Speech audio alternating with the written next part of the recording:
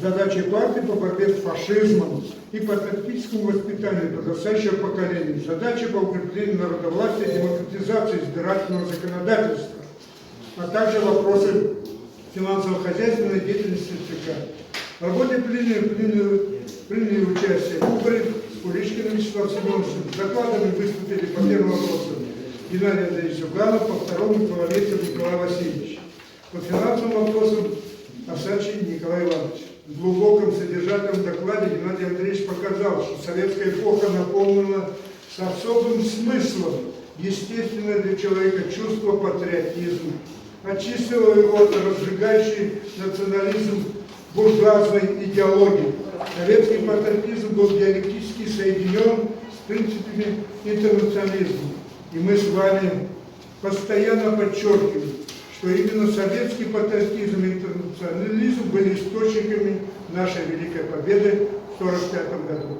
С самого момента своего возрождения партия, 30-летие возрождения, которое мы отметили в КПРФ в феврале, считает патриотизм и интернационализм главными в деле воспитания. 30 лет назад в своем программном заявлении 14 февраля 1993 года КПРФ заявила и подчеркнула, что разгул антисоветизма, русофобии поставил под вопрос само существование отечественной государственности. Остановительный съезд нацелил партию на то, чтобы остановить катастрофу, вернуть Россию на путь народовластия и социализма, и особо подчеркивали, что ключевая объединительная идея российских коммунистов, переживаемый исторический момент, идея патриотизма, государственной целостности России.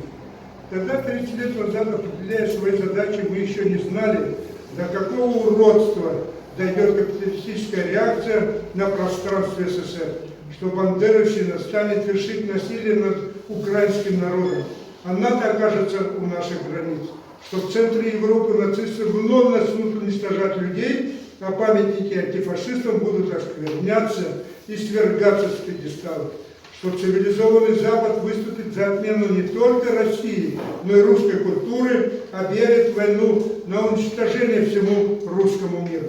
Все эти годы мы были верны себе, и сейчас настал момент наметить новые рубежи, определив место патриотического воспитания и роль новых поколений в борьбе с нацизмом за суверенное и социалистическое развитие Родины. За эти 30 лет партийная организация Якутии под руководством ЦК партии прошла большой путь, верно следуя намеченным партией и целям. Мы с вами широко и торжественно отметили 2 великих столетия образования и СССР и СССР. Это всколыхнуло память людскую и напомнило о грандиозных достижениях. Великие совершения и победы вывели наше социалистическое отечество в авангард мирового прогресса, а нашу республику – передовой, динамично развивающийся регион России с высоким уровнем образования, науки, культуры. Это были вершины российской истории, истории Якутии, истории советской власти. Сегодня, когда речь идет о существовании нашего Отечества и будущего всего человечества, когда нам нужна только победа, советский опыт, воспитание патриота, интернационалиста востребован как никогда.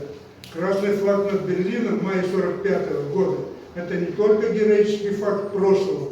Смысл и значение Великой Победы обращены в будущее, в сердца новых поколений.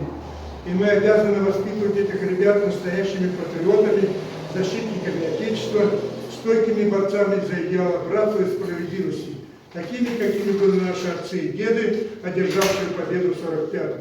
Но это было поколение, не разделявшее понятия Родина и государство. Когда пришел час защитить главное завоевание, свою родную советскую власть, власть трудящихся, советские люди знали, за что они сражаются. И никогда не победит народ, который горячо любит свою родину, свое государство и бесконечно верит ее руководителю.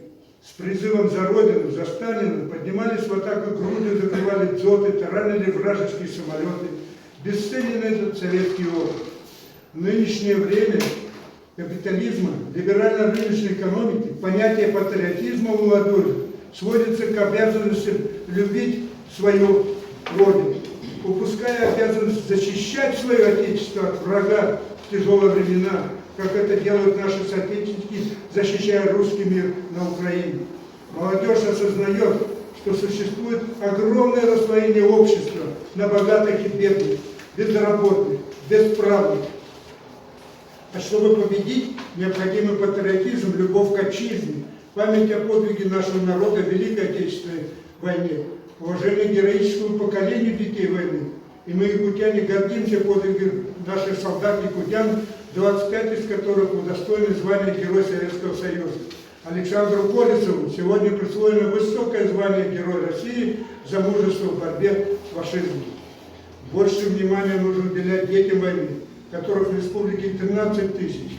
Серьезной доработки требует закон, которым займет уже новый состав фракции КПРФ в Ухтубе. Примером конструктивной работы здесь уже долгое время является Якутское городское отделение детей войны под руководством Винокурова Зинаиды Дмитриевны. В районах республики необходимо серьезно усилить эту работу. Работа с детьми войны – это очень важный аспект патриотического воспитания и жизненный путь, яркий пример жизни для подрастающего поколения. Вся страна поддержала Донбасс, который первым поднялся на борьбу с фашизмом и бандеровщиной. КПРФ, начиная с 2014 года, отправляет гуманитарные конвои, их отправлено 111. С первых дней наша республика оказывает Донбассу помощь, а с началом специальной военной операции тысячи якутян влились в ряды участников боевых действий. По всем направлениям республика оказывает помощь землякам, военнослужащим и поддерживает их семьи. Оперативно созданный единый координационный центр ведет ежедневную работу на Донбассе. Опорные пункты созданы в городах Новоазовске и Кировске, в Ростове и Крыму. Благодаря этому бойцам оперативно доставляется все необходимое. Большая работа проводится в городе Кировске, закрепленном за республиком решение правительства России. Настоящий патриотизм наших дней – это все, что связано с Донбассом. Специальная операция – это и поле боя, и работа в тылу по оказанию всех видов гуманитарной помощи, поддержка бойцов и их родных. Наша главная задача, главная работа – приближать победу. И каждый должен задать себе вопрос, а что я лично сделал, чтобы приблизить победу? С самого начала, то есть с 2014 года, коммунисты Якутии, как и вся партия, делают все возможное для помощи нашим братьям. Используя все доступные информационные возможности в республике, мы доносили слово правды о происходящем на Донбассе. То есть за 8 лет до начала специальной военной операции. И привлекали всех и все, и вся для оказания помощи. И, конечно, мы, жители Крайнего Севера, очень благодарны Советской Украине, ведь начиная с образования республики 75 тысяч украинцев, учителя, врачи, инженеры, строители, авиаторы оказывали большую помощь в ликвидации безграмотности, боролись с туберкулезом и другими коварными болезнями, победили их на вечной мерзлоте, возводили новые города и поселки, стройки века. Многие полюбили нашу суровую землю и остались здесь жить, создав свои семьи, в том числе жители Донбасса. Наши бойцы и якутяне воюют бесстрашно. И здесь хотелось бы подчеркнуть новое явление в нашей жизни, которое многие отмечают. На фронте рождается новая форма пролетарской солидарности, фронтовой интернационализм. А ведь сражаются там в основном пролетарии. И нам нужно лучше с ними и их родными работать. Это близкие нам по духу люди, а сражающиеся наши коммунисты, комсомольцы, наши секретари – это наша ежедневная забота, тревога и гордость.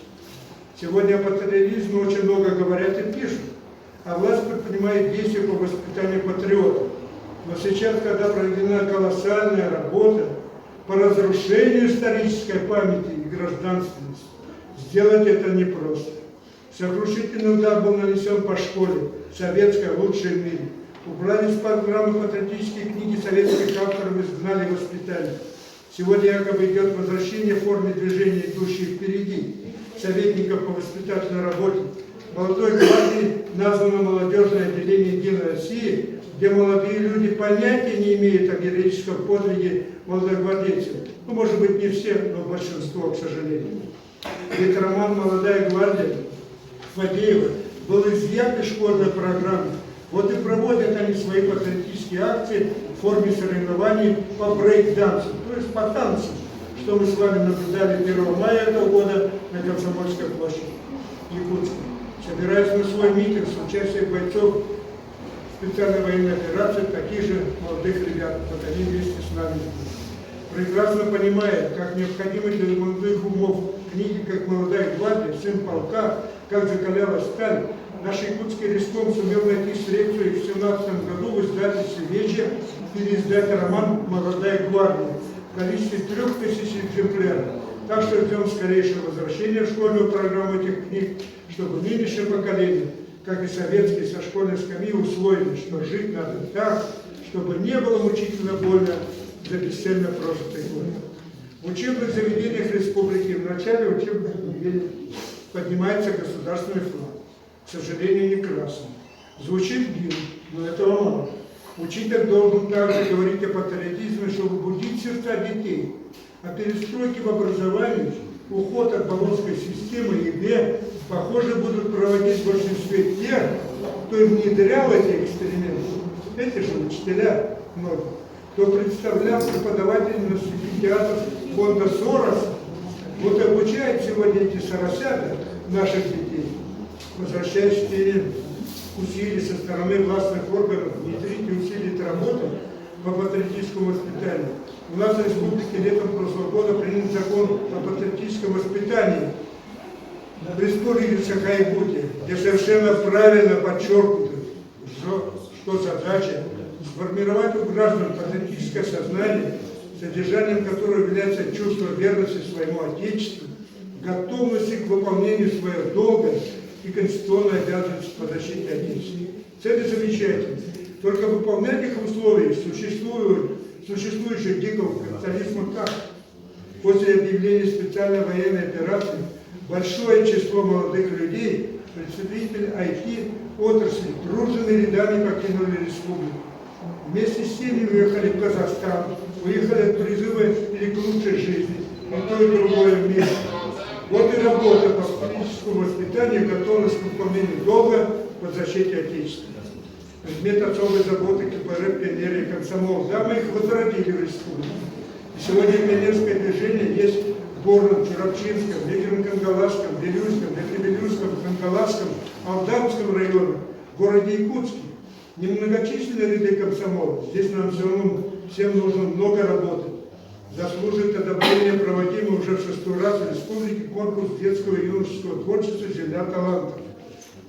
Вячеслав Накаров, первый секретарь комсомола, народный депутат, сумел добиться широкого привлечения детей и молодежи к участию. Теперь нужно расширять географию участников. Это большой вклад в вопрос патриотического воспитания молодежи и не только. Ведь за всеми детьми родители, большинство из которых, надеемся, станут нашими сторонниками. В докладе Геннадия Андреевича особо выделена работа с молодежью, за молодежь, вместе с молодежью. Вот наша задача. Советская власть успешно решала эту задачу антифашистской борьбы через подходы к воспитанию и образованию. Советской молодежи было за что любить свою родину, СССР. Она гарантировала им лучшее в мире образование, давала настоящую путевку в жизнь. Фашизм не смог поколебать советской молодежи уверенность в правоте своего дела, самозабвенную любовь к советской родине. И это не преувеличение. Когда мы говорим, что Великую Отечественную войну выиграл советский учитель и советская школа, это не преувеличение. Еще раз подчеркиваю, что работа с молодежью, пионерами и комсомолом должна быть приоритетной в деятельности партийных организаций по патриотическому воспитанию. Ведь задача борьбы с абсолютным злом фашизма легла на плечи современных поколений. Все эти годы мы с вами делаем многое для возрождения нашей великой державы, бережно сохраняя память о грандиозных свершениях советской власти. Мы провели огромную работу, чтобы установить памятник Сталину. 7 лет непрерывной борьбы потребовалось, чтобы установить памятник Сталину в Якутске. И сегодня их 8 в районах республики. Мирный, Амгар, Чурапча, Якутск, Нюрба, Вилюйск, Сулутин-Бирюк, Чурман. Так благодарны жители Якутии чтят и помнят своего вождя. Сегодня мы в постоянном режиме отслеживаем работы по реставрации и установке памятника Ленину в Якутске. Работа идет по плану, и мы ежедневно контролируем ход этих работ. Но есть и другая задача. Во многих районах республики памятники Ленину требуют ремонта. Власть и не собирается это делать. ссылаясь на то, что памятники сейчас так называемые бесхозные, никому не принадлежат. И этим должны заниматься муниципальные власти. Что нам необходимо сделать? Первое. Депутатам в районах совместно с секретарями местных отделений создать комиссии, обследовать каждый памятник Владимировичу Ленину, составить акт и внести предложение по их ремонту и решить вопрос о дальнейшем их содержании, нормальном, хорошем и ремонте. Ни один памятник не должен потеряться, а такие примеры уже есть, например, в Среднеколымском районе. Наш пленум, уважаемые товарищи, проходит в исторический момент, когда решается судьба всех народов России. Над нашей страной нависла смертельная опасность. Политика КПРФ в отношении специальной военной операции правильная, последовательная, принципиальная. Позиция ЦК КПРФ, народная дипломатия, региональных партийных организаций заставили власть принять решительные меры. Для победы в развязанной Западом войне против России нашему народу требуется мобилизация всех сил. Но классовый интерес мешает правящим кругам опереться на жизненно важный советский опыт. Нам нужна только победа, а для этого требуется твердая опора на великую советскую эпоху с ее выдающимися свершениями и на общее стремление прогрессивных сил мира одолеть фашизм. Этому был посвящен прошедший 22 апреля Минский антифашистский форум. Да, сегодня буржуазная власть вынуждена встать на защиту своей Родины. Да, буржуазная власть России вынуждена встать на защиту своей страны, тем самым выступая в соответствии с интересами всех слоев населения. И героизм, патриотизм в нашей стране способны стать массовым явлением, как в советское время, но при условии новой политики в сфере образования, культуры, защиты социальных прав. Нужна новая модель экономического развития, до этого далеко мы также ясно понимаем, осознаем, что эта политика изложена в программе КПРФ по преодолению кризисов, которые мы с вами доносим до всех жителей, которые доносим.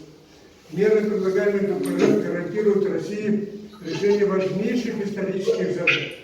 Они помогут воспитывать у молодежи истинный патриотизм, готовность защищать Родину и стойко бороться с фашизмом. Только принципиальные перемены остановят вереницы избегающих молодых в некоторые бывшие республики СССР. Несмотря на изоляцию, почти 16 тысяч санкций, мы продолжаем строить капитализм. У нас в республике из уст руководства звучат только победные реакции. Основные проблемы остаются прежними. Уровень бедности практически не снижается. Диспаритет в оплате труда в горнодобывающей промышленности и традиционно сельских секторах 3-4 раза. Высокий уровень цен, велико социальное расслоение. Один из самых высоких в стране уровень аварийного ветхого жилья, которое весной в столице республики было все затоплено. Да и не только ветхое. Проблем много, решается медленно, а то и вовсе не решается. Впереди выборы и очередная проверка нашей боеспособности. Об этом мы будем говорить сегодня на предстоящей конференции. Сейчас идет напряженная работа по выдвижению кандидатов, сбору документов. И самое главное сегодня – защищать Родину. Другого не дано, только победа. И Родину защищать, и курс в стране менять. И мы, коммунисты, полны решимости сделать это. Все для фронта, все для победы.